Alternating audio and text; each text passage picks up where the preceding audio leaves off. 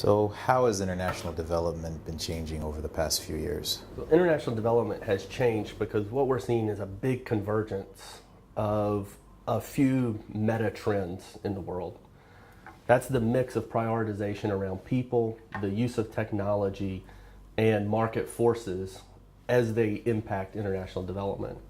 So what does that mean? This can be a little bit complicated, but hold on with me for a second. Imagine in the corporate responsibility world, we saw in the 90s and even in the early 80s, this moved towards things like triple bottom lines, looking at the people, the planet, and other interests other than just profit. And then we saw CSR move from what we called CSR 1.0 to 2.0, 3.0, where we started looking at pro bono services, engaging your staff and employees in meaningful technical ways. And then to 4.0, where you're looking at integrating your social engagement with your core business. Then you get things like collective impact and creating shared value. Those start to move together, and you see across that a trend of emphasizing people, a lot of using technology, and looking at market forces within the private sector and how that can create development faster. The other is that that's corresponded with the donor community awakening to the reality that their investments in developing countries pale in comparison to non-donor investments, whether it's the private sector or civil society.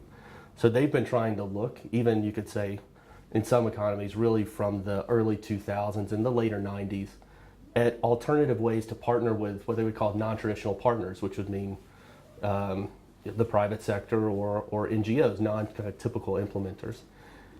That's then resulted in now a look at at markets, looking at people, driving work with individuals, and new ways of looking at democracy.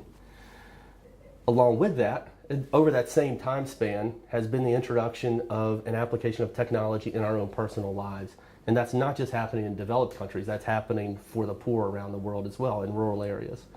So we saw moves from using technology, engaging people from social media, to peer-to-peer sharing, things like Napster, to the sharing economy now.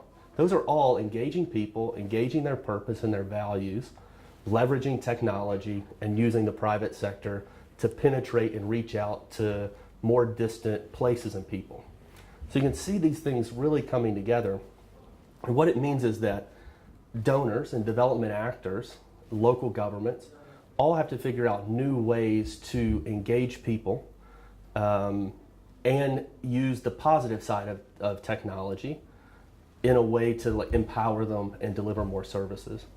So another way I would say this is that you can see this link between this democratization. The overall result is a democratization of information and resources by giving people access to information. Now a community member in a rural village can hold their national government to account on how money is spent if they use open data, open government, and leverage technology. We can also partner technology with the private sector and maybe gain market access for certain types of health commodities that otherwise wouldn't be able to reach remote areas.